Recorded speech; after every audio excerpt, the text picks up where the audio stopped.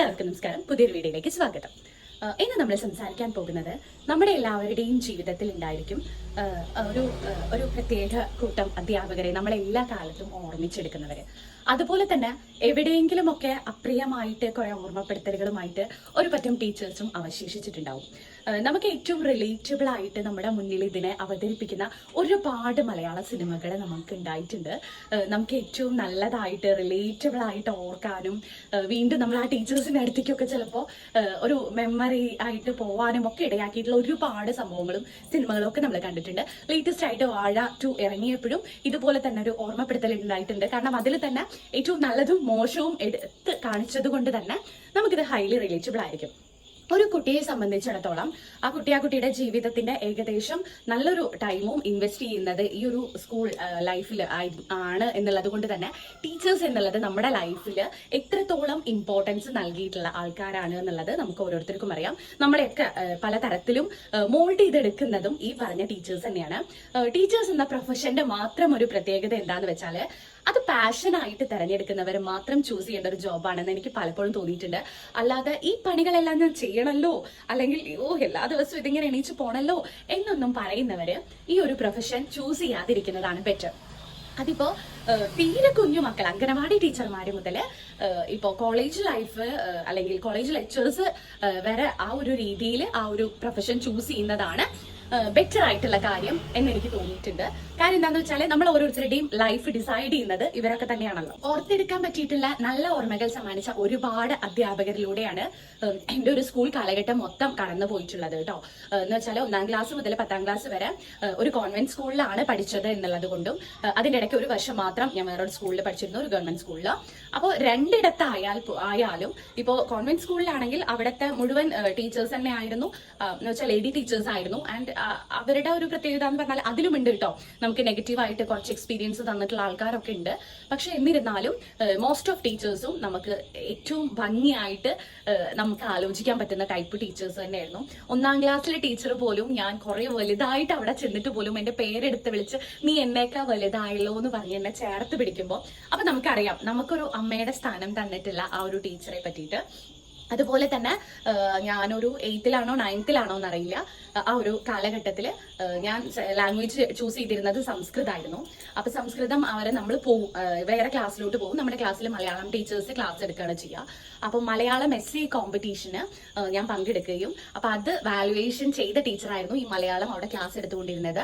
അപ്പൊ ടീച്ചർ നമ്മളെ പറ്റിയിട്ട് ആ ക്ലാസ്സിൽ ഏകദേശം ഒരു ½ an hour സംസാരിച്ചു എന്ന് പിന്നീട് ഞാൻ ക്ലാസ്സിൽ വന്നിട്ട് അറിയുകയും ആ ടീച്ചർ എനിക്ക് പിന്നീട് എഴുത്തിന് വേണ്ടിയിട്ട് തന്നിട്ടുള്ള ഒരു സപ്പോർട്ടും ഒക്കെ വലിയതായിരുന്നു.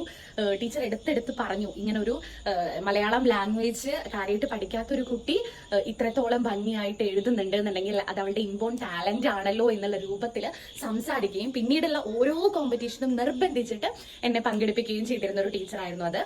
അപ്പൊ ഓരോ കാലഘട്ടത്തിലും നമ്മളെ അങ്ങനെ എന്താ പറയാ സ്വാധീനിച്ചിട്ടുള്ള ടീച്ചേഴ്സ് തീർച്ചയായിട്ടും നമുക്ക് ഉണ്ടായിരിക്കും. പേരെടുത്ത് പറയാൻ പറ്റുന്ന ഒരുപാട് ടീച്ചേഴ്സിലൂടെ കടന്നു പോയത് കൊണ്ട് തന്നെ ജസ്റ്റ് ആ പേരുകളും കൂടി ഞാനൊന്ന് മെൻഷൻ ചെയ്യാം.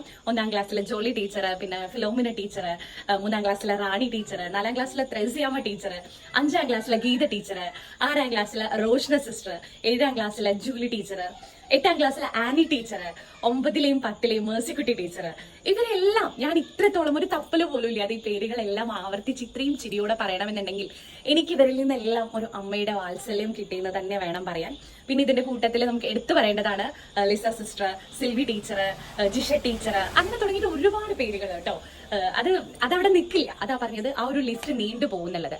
പക്ഷെ ആഫ്റ്റർ ദാറ്റ് ഒരു എന്താ പറയാ ഹയർ സെക്കൻഡറി ലൈഫിലേക്ക് കടന്നപ്പോഴാണ് പിന്നീട് ഈ ഒരു എന്താ പറയാ അധ്യാപനത്തിനോട് മടുപ്പുള്ള പല ടീച്ചേഴ്സും നമുക്ക് ക്ലാസ് എടുക്കാൻ വന്നിട്ടുള്ളതായിട്ട് തോന്നിയിട്ടുള്ളത്. അപ്പൊ അവരെ മടുപ്പ് വെച്ചിട്ട് നമുക്ക് പഠിപ്പിക്കുമ്പോൾ സ്വാഭാവികമായിട്ടും ഈ മടുപ്പ നമ്മുടെ ഉള്ളിലേക്കും കയറുക. നമ്മളിത് പഠിക്കണോ വേണ്ടേന്ന് അറിയാതെ പഠിക്കേണ്ട ഒരു അവസ്ഥയിലേക്ക് പോകും കാര്യങ്ങള്. മാത്രമല്ല നമ്മളെ വളരെയധികം ജഡ്ജ് ചെയ്തുകൊണ്ടുള്ള ഒരു തരം അധ്യാപനവും ഞാൻ അവിടെ കണ്ടിരുന്നു. ഹയർ സെക്കൻഡറി ലൈഫ് അതുപോലെ ഒരു എന്താ പറയാ കുറെ അങ്ങനെ ഒരു ബാഡ് എക്സ്പീരിയൻസുകളൊക്കെ കണ്ടും കേട്ടിട്ടുണ്ടെങ്കിലും ഡയറക്ട്ലി അല്ല, ഈ ഒരു മടുപ്പ് നമ്മൾ കണ്ടിരുന്നു. നമുക്കതൊരു നിരാശ തോന്നിപ്പിക്കുന്ന രീതിയിലായിരുന്നു എന്ന് മാത്രമേ ഉള്ളൂ. അതിലും കൂട്ടത്തിൽ നല്ല ഒരു പേര് ടീച്ചേഴ്സും സാറുമാരും ഒക്കെ ഉണ്ട് കേട്ടോ. എടുത്തു പറയേണ്ട പേരാണ് നമുക്ക് ഒരു നാരായണൻ സാറിന്റെ എഫേർട്ട് ഒക്കെ ഹൈ ലെവലായിരുന്നു. സുജ ടീച്ചർ, അരുൺ സാറ്, അങ്ങനെ നമുക്ക് ലിസ്റ്റ് ചെയ്യുമ്പോൾ ഏറ്റവും എന്താ പറയുക സന്തോഷം തോന്നുന്ന കുറെ പേരുകൾ ഉണ്ടായിരുന്നു. രാജീവ് സാറ്, അങ്ങനെ കുറെ പേര്, അച്യുതൻ മാഷ്, ഇതിപ്പോ ഇങ്ങനെ ഈ പറഞ്ഞതുപോലെ ഓർത്തെടുത്ത് പറയാണ്. പക്ഷെ ഇതും കഴിഞ്ഞിട്ടുള്ള ഒരു സ്റ്റേജിലെത്തിയപ്പോൾ ഡിഗ്രി ലൈഫിൽ സംഭവിച്ചത് എന്താന്ന് വെച്ചാൽ നമ്മളെ ഇങ്ങനെ എന്താ പറയാ ടൈറ്റ്ലി ഷെഡ്യൂൾഡ് ആക്കിയിട്ട് ഒരു ഡിപ്പാർട്ട്മെന്റ് നമ്മളെ കൊണ്ടുപോകുന്ന ഒരു കാഴ്ചയിലേക്കാണ് പിന്നെ ഞാൻ കണ്ടത്. അത് നമ്മളെ ജഡ്ജ് ചെയ്യുക മാത്രമല്ല, പേഴ്സണലി ഹരാസ് ചെയ്യുക കൂടി ചെയ്തിട്ടുള്ള അധ്യാപകർ പിന്നെ അവിടെ ഉണ്ടായിട്ടുണ്ടായിരുന്നു. അധ്യാപന ജീവിതത്തിൽ ഒരുപാട് സർവീസോ അല്ലെങ്കിൽ എക്സ്പീരിയൻസോ ഇല്ലാത്തതിന്റെ പ്രശ്നം പലതും അവർക്കും ഉണ്ടായിരുന്നെങ്കിൽ പോലും നമ്മൾ ആസ് സ്റ്റുഡന്റ് ആണല്ലോ, അപ്പൊ നമുക്ക് നമ്മുടെ ലൈഫിൽ ഓർത്തെടുക്കാൻ ഒരിക്കലും ആഗ്രഹിക്കാത്ത ഒരുപാട് ഓർമ്മകൾ സമ്മാനിച്ചത് ഈ പറഞ്ഞതുപോലെ കോളേജ് ലൈഫിൽ തന്നെയാണ്. നമ്മൾ അവിടുന്ന് പടി ഇറങ്ങുമ്പോൾ പറഞ്ഞതും അങ്ങനെ ഒരു സെന്റൻസ് ആണ്, ഒരു അധ്യാപകർ ഇങ്ങനെ ആവരുത് എന്ന് കൂടി ഞങ്ങൾക്ക് ഈ കോളേജ് ലൈഫിൽ നിന്നും പഠിക്കാൻ സാധിച്ചുവെന്ന്. ഒരു 10-12 വർഷത്തിന് ശേഷവും ഞാൻ ആ ഒരു എക്സ്പീരിയൻസ് ഇത്രത്തോളം ബാഡായിട്ട് ആലോചിക്കുന്നുണ്ടെങ്കിൽ അത് അന്ന് അവർ സമ്മാനിച്ച അത്രയും ബാഡ് എക്സ്പീരിയൻസ് കൊണ്ട് തന്നെയാണ്. അവിടെ ഉണ്ടായിരുന്നു ഈ പറഞ്ഞതുപോലെ നല്ല അധ്യാപകർ, തീർച്ചയായിട്ടും ഉണ്ടായിരിക്കുമല്ലോ. പക്ഷെ കോളേജ് ലൈഫ് എന്ന് കേൾക്കുമ്പോൾ നമുക്ക് ഒരിക്കൽ പോലും തിരിച്ച് ആ കോളേജിലേക്ക് ചെല്ലാൻ പറ്റാത്ത രീതിയിൽ നമ്മളെ മനസ്സിനെ വേദനിപ്പിച്ച ഒരു കൂട്ടം അധ്യാപകരുണ്ടായിരുന്നു. അപ്പോൾ ഇങ്ങനെയൊക്കെ പറഞ്ഞു വരുമ്പോൾ തീർച്ചയായിട്ടും നമ്മൾ come to the first point, ഇതിനെ ജനറൽ എലമെന്റ് ആയിട്ട് കണക്കാക്കുമ്പോൾ തീർച്ചയായിട്ടും ഒരു കുട്ടിയുടെ ജീവിതത്തിൽ ഏറ്റവും അധികം ഇമ്പോർട്ടൻസ് നൽകുന്നത് ഈ പറഞ്ഞ അധ്യാപകർ തന്നെയാണ്. അപ്പോൾ അവരെ ഒന്ന് എന്താ പറയാ മോട്ടിവേറ്റ് ചെയ്താലോ ഒന്ന് സപ്പോർട്ട് ചെയ്താലോ ചില പിള്ളേരൊക്കെ വളരെ അടിപൊളിയായിട്ട് പോകും. അതിപ്പോ ഹൈലി സ്കോർ ചെയ്തില്ലെങ്കിൽ പോലും അവരുടെ ടാലൻസ് പുറത്തെടുക്കാൻ ചിലപ്പോൾ അവർക്ക് കഴിയുമായിരിക്കാം. പണ്ടൊന്നും നമ്മുടെ കൂട്ടത്തില് ഒന്നും അല്ലാതിരുന്നിരുന്ന പിള്ളേര് ചിലവരൊക്കെ അടിപൊളിയായിട്ട് പോയവരുണ്ട്. നമുക്ക് എന്നെ കാണുമ്പോൾ ഇപ്പൊ ഇങ്ങനെ ഈ സോഷ്യൽ മീഡിയ ഒക്കെ ഉള്ളത് കൊണ്ട് പ്രൊഫൈൽസ് ഒക്കെ കാണുമ്പോൾ ഭയങ്കര സന്തോഷം തോന്നുന്ന പിള്ളേര് വരെ നമുക്ക് ചുറ്റുമുണ്ട്.